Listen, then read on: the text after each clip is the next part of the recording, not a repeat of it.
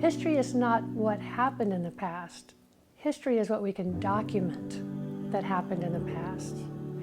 So when we look at land use legacies, when we look at the ecology, the cultural history, the geography, the geology, when we look at land use planning, environmental planning, and landscape architecture, all of these fields are parts of the Wormsloe landscape.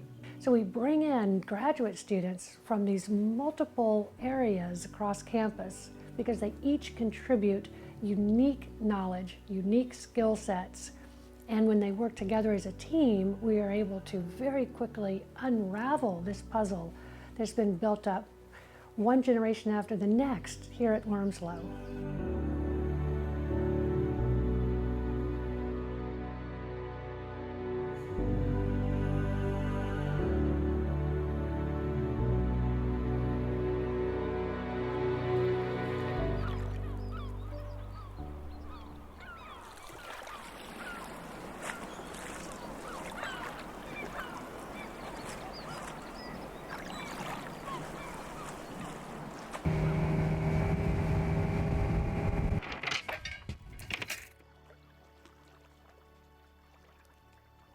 Observation is such a large part of ecological work, and the opportunity we have here at Wormsloe to engross ourselves in our research site and really be surrounded by the environment that we are trying to understand is unique. I study this marine crab that has a parasite that gets into it, castrates it, and makes it female. So if you have a male crab, it becomes a female crab once it's infected. At that point, it's essentially a parasite-producing machine. The crab no longer reproduces its own offspring, it's only reproducing parasite offspring. And so an increase in this parasite could actually change feeding rates that might lead to a decrease in the health of the oyster reefs.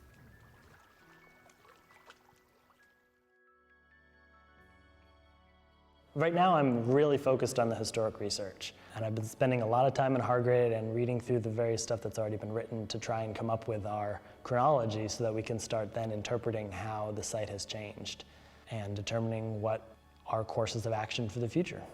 So I'm doing a cultural landscape report on the main house area, the slave cabin area, the farm complex, and fortified house ruins so that we can have a effective document for managing the future treatment options on the landscape for preservation of what's still here and figuring out where other things can go if more buildings or other things were going to be added to the site. What's culturally significant so that you can avoid those areas and build in areas that might be less culturally significant.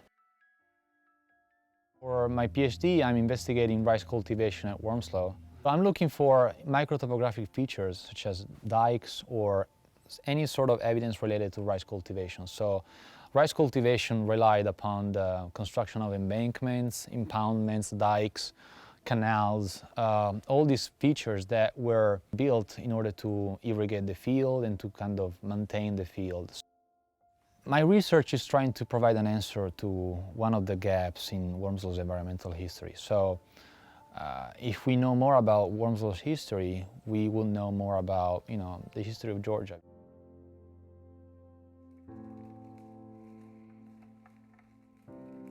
My work at Wormsloe involves looking at how past land use has influenced current soil properties, and also am examining the natural soil variability of the property. 7.5 YR34. There's an element of investigating the soils here. What's the natural variability? How did past human activity influence the soils? Because I think it's important from a research perspective. It's important for us to understand how humans impact the environment. And it's not necessarily a good or bad thing, but it helps give us information of how we can better manage our natural resources. I've been co-mentoring a couple of graduate students who have been involved with research projects here. The first one was looking at the effects of stopover of songbird migrants in the Wormsloe area here. And that project just recently finished up, and now we're looking at a new project looking at the effects of butterfly gardens on pollinator communities here in the southeastern US. One of the reasons why we started this project was because butterflies and other pollinators are currently declining throughout the world right now. And so here at Wormsloe, we had the unique opportunity to use some of the available land here, thanks to Craig and Diana, and we were able to install a series of butterfly gardens here on the property. And in doing so, we can actually examine the effects of these butterfly gardens on the pollinators that are here.